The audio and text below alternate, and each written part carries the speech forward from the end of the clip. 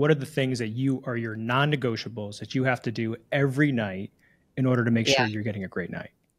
Yeah. So it actually starts like the moment I wake up. In fact, I really am conscious about getting as much sunlight, within 20 minutes of waking up. And, this is my background in circadian rhythms. Light is the most powerful mediator for our circadian rhythms, right? So when my body, when I'm taking in a lot of light, throughout the day, my body knows it's supposed to be alert. And that signals to my hormones and to my organs and, every, kind of organ tissue and cell in the body. It tells it what it's supposed to be doing. And then similarly, I think my other non-negotiable is making sure that I restrict light, within a couple hours of leading up to bed. So all the artificial lights in my home are really dim. And, in the hour before bed, I've got my filters on, I've got my blue light blocking glasses. If I have to be on my phone or my laptop, I really try to dim the lights. I actually turn, kind of my laptop so it's like not directly into my retinas. But I think, viewing light and restricting light and just light behavior in general is at the very top of my list as often as possible. Of course, I can't be perfect with that. The other second most important behavior for me is stabilizing sleep-wake time. So I really try to minimize my variability. I try to keep it under like 30 minutes. We basically see 30 minutes of variation is equal to a 42% increase in the odds of having an abnormal HRV. So, for me, I really try to, and this is some research that my team just finished. So it's like really cool. We need to publish it because it's like super novel finding to actually see this physiological relationship between night to night variability.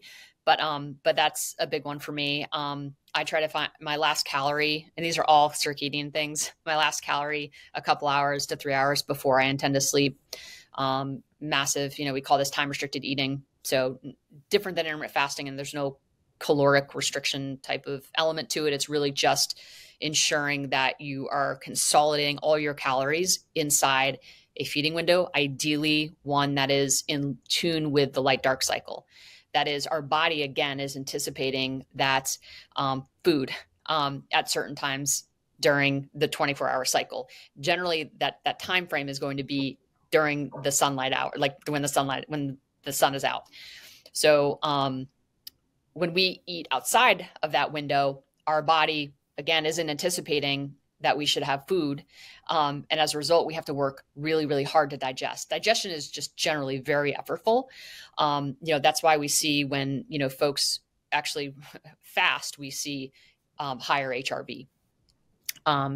So yeah. So I think, that fasting period where we're giving our body time to rest, and time away from digestion, we can divert all of our resources towards recovery and rejuvenation of our cells, of our, everything that you can imagine needs to happen in terms of like cleanup and kind of turnover, getting ready for the next day.